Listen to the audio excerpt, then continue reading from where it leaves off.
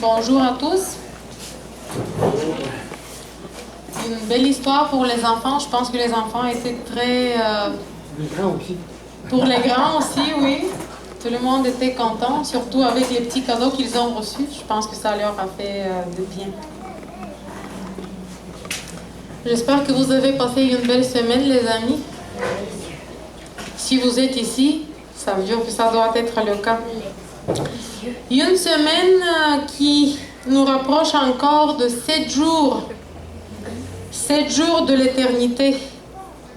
Avec nos joies, avec nos fardeaux, nos difficultés, avec nos soucis et avec nos épreuves. Je ne sais pas si vous en êtes conscient, mais c'est le cas. On se rapproche d'une semaine de l'éternité. Je crois que vous vous souvenez de l'occasion où les disciples ont demandé le maître dans Matthieu chapitre 24, verset 3. Dis-nous quand cela arrivera. Et quel sera le signe de ta venue et de la fin du monde? Et Jésus, après, il a commencé à énumérer les événements et les signes de sa venue. Pourquoi les gens, et particulièrement les croyants, sont-ils si intéressés par cet événement? Je vous pose la question. Pourquoi? Pourquoi les gens sont si intéressés par cet événement?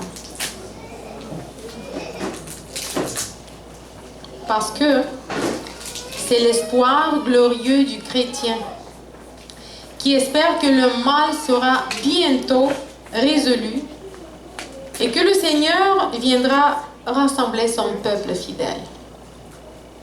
Ça, c'est l'espoir glorieux.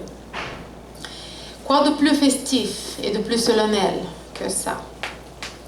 Quoi de mieux de savoir que Dieu a tant aimé le monde qu'il a donné son Fils unique afin que celui qui croit en lui ne périsse point, mais qu'il ait la vie éternelle.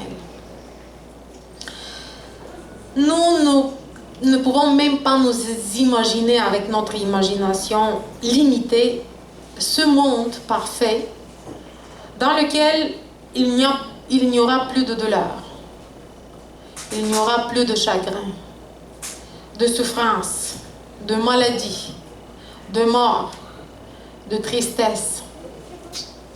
Nous ne pouvons même pas nous imaginer un monde dans lequel l'argent ne sera pas échangé, dans lequel la drogue et les dépendances ne joueront plus un rôle, dans lequel il n'existera plus de mauvaises relations, dans lequel des maux et des convoitises pervers, des passions et des querelles, des envies, la méchanceté feront et céderont place au sourire, la tendresse dans les relations, la joie et l'amour. Oui, notre imagination est trop limitée. Mais Dieu nous invite à penser, à réfléchir, à essayer de regarder au-delà du monde et à le comparer avec le monde dans lequel nous vivons aujourd'hui. Le monde que nous avons aujourd'hui. Et de juger auquel des deux mondes nous voulons vivre. Son invitation se lit comme suit. Jérémie, chapitre 29, verset 11. Moi, je vais commencer la phrase, vous pouvez la finir. Car je connais les pensées que je pense à vous. Pensées de paix et non de mal. Non de malheur, oui, dans d'autres versions. Pour vous donner un avenir et de l'espoir. Dieu veut un meilleur avenir pour son peuple. Et il nous invite à vivre avec lui dans un pays meilleur. Accepterons-nous son invitation? Cela dépend de chacun de nous et de notre choix. Les petites choses de cette vie, les petites décisions, les petits détails, et être fidèle à la petite chose que Dieu nous a confiée, nous amènera à être fidèles à beaucoup, prendre de grandes décisions, faire de grandes choses sans même que nous le sachions. Le Seigneur se tourna vers l'un de ses serviteurs. « Tu as été fidèle au peu, je te mettrai au-dessus de beaucoup. » Frères et sœurs, le temps se précipite vers sa fin. Les journées se déroulent comme la navette du tisserand. Et jour après jour, nous nous rapprochons de l'heure solennelle de la venue du Christ. Mais, il y a un mais. Que le jour du Seigneur est proche et très rapide, nous avons donc la confirmation dans la parole elle-même. Que nous le voulions ou non, cela se produira. Que nous le croyions ou non, cela se produira. Les croyants savent que cet événement aura lieu et observent les événements. Je pense que vous aussi observez les événements, n'est-ce pas?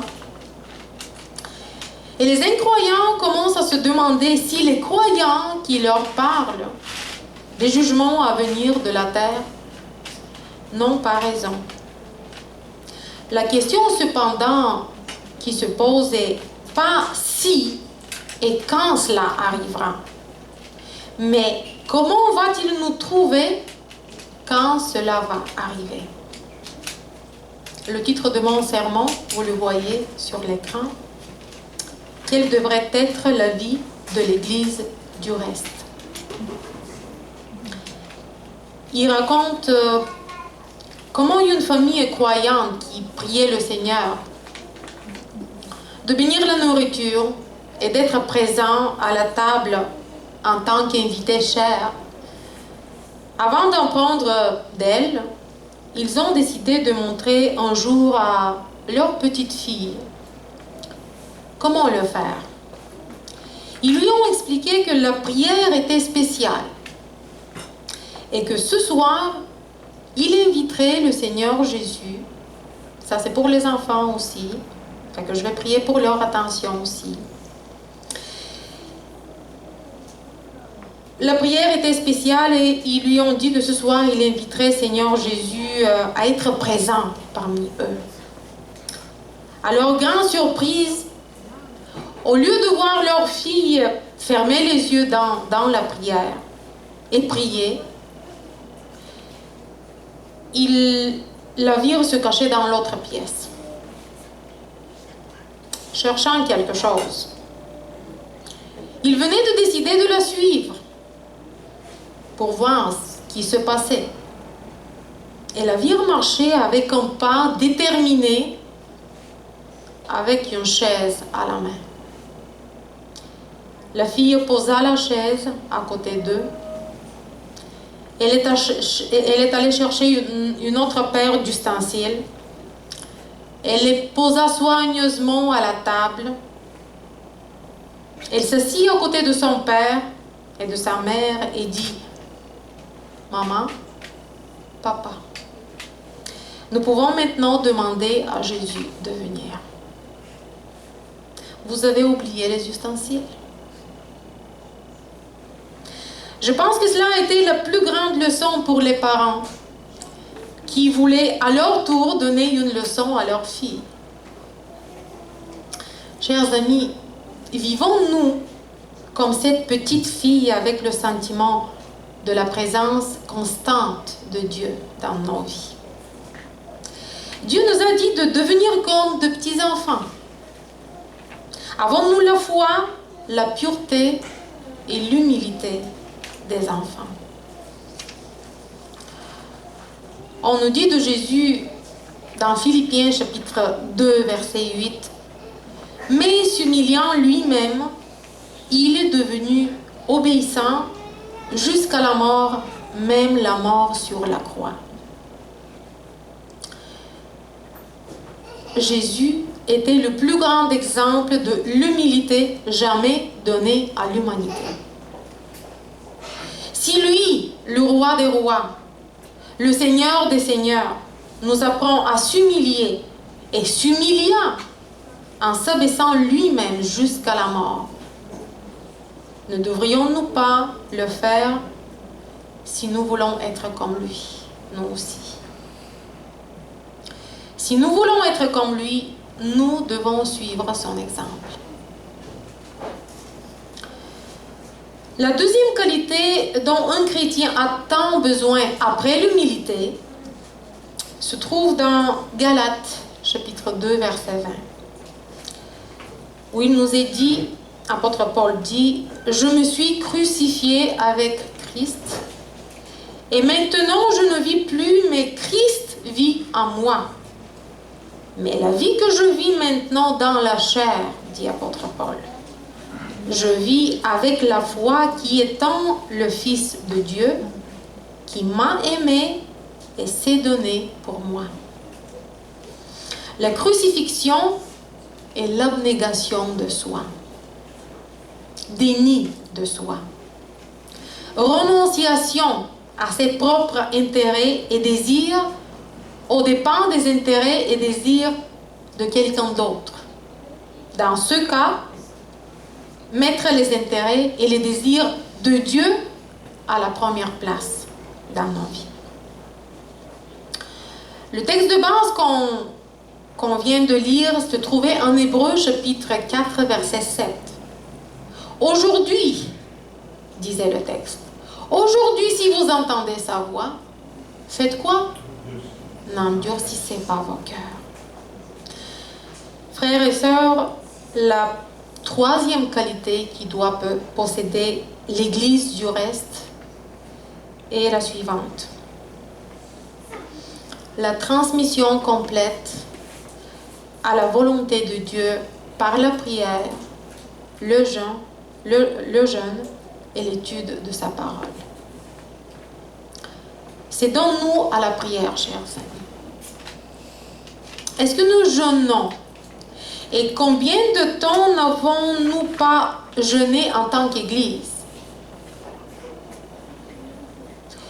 Étudions-nous diligemment les Écritures? Et juste une question. Combien de temps passons-nous chaque jour avec la Bible? Écoutez ce que nous devons faire non seulement pour nous-mêmes, mais également pour les personnes qui nous entourent. Écoutez ce que la voix prophétique, en fait, nous conseille. J'ai sorti certaines phrases, très petites citations. Le premier livre, c'est « Service de guérison », où l'esprit de la prophétie nous dit « La communion avec Dieu enrichira notre caractère et notre vie. Nous devons vivre une vie consacrée, une vie de pensée et d'action. » Le matin, pendant l'étude de l'école de sabbat, on disait la même chose. Pas juste savoir la théorie, mais pouvoir la mettre en pratique. Elle dit la même chose, une vie de pensée et d'action, de prière tranquille et de travail dévoué. Le livre La Voix du Christ. Celui qui prie, mais ne fait rien, cessera bientôt de prier.